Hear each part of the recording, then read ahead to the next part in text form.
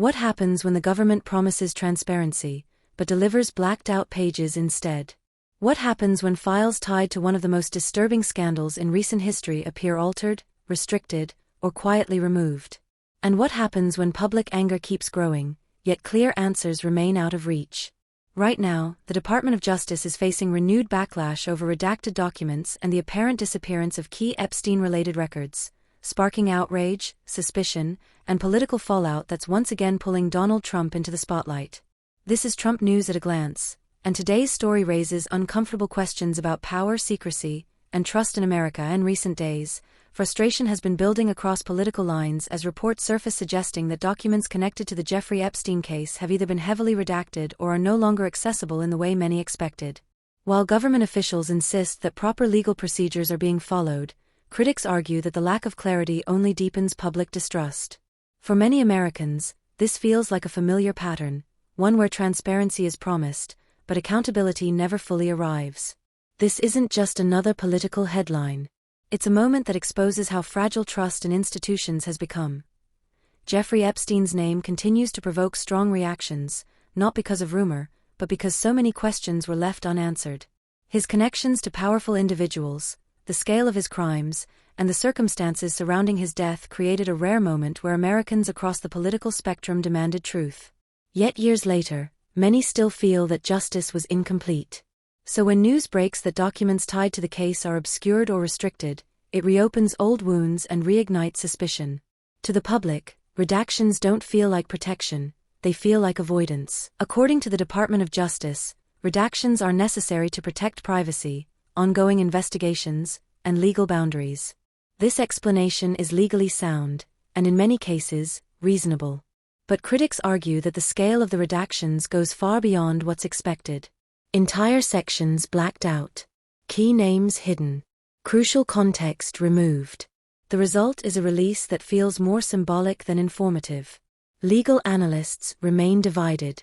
Some defend the DOJ's cautious approach, while others warn that excessive secrecy undermines the very trust these releases are supposed to rebuild. What makes this moment different is the tone of the public response. This anger isn't confined to one political group. Conservatives, liberals, and independents are all expressing frustration, questioning why transparency seems selective and accountability always appears limited. Social media platforms are filled with comments asking the same question. If there's nothing to hide, why hide so much? When public skepticism becomes bipartisan, it signals a deeper issue, one rooted in declining confidence in institutions. Donald Trump has long argued that powerful institutions protect themselves at the expense of the public. Every controversy involving secrecy reinforces that message for his supporters. While no new verified allegations are being introduced here, Trump allies point to the redactions as proof that the system selectively controls information. Even Trump critics acknowledge that stories like this provide political momentum, especially when government agencies struggle to communicate clearly. In politics, perception often matters as much as documented fact. Another layer of controversy lies in how the story is being covered. Some media outlets have addressed the issue cautiously. Others have barely mentioned it. This uneven attention fuels claims that uncomfortable stories are intentionally downplayed. This controversy highlights a much larger issue facing America today, a growing trust deficit. Public confidence in government institutions has been declining for years.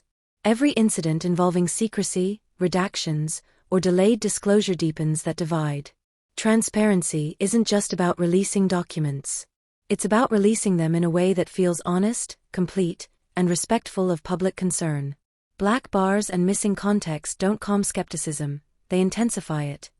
With elections always on the horizon, stories like this carry amplified weight. For Trump supporters, it reinforces claims of institutional corruption.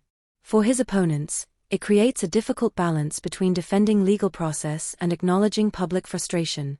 For voters, it strengthens the belief that some truths remain permanently out of reach. That belief is dangerous for any democracy. Here's what is confirmed. Epstein-related documents exist. Redactions have sparked public backlash. Officials cite legal necessity. Trust in institutions continues to erode. Here's what remains unclear. Whether any files were intentionally removed. Whether full versions will ever be released. Whether accountability will extend beyond explanations. That uncertainty is the real story. This isn't just about Donald Trump. It isn't just about Jeffrey Epstein. And it isn't just about the Department of Justice. It's about a system struggling to convince the public that transparency still matters. When people feel information is filtered or withheld, suspicion grows. And in today's political environment, suspicion spreads faster than truth. If you believe transparency should never be optional. If you think the public deserves real answers, not blacked-out pages. And if you want calm, fact-based breakdowns of major political stories. Backhand index pointing right, hit the like button. Backhand index pointing right, subscribe to the channel. Backhand index pointing right, turn on notifications so you never miss an update. Share your thoughts in the comments. Do redactions protect justice or destroy?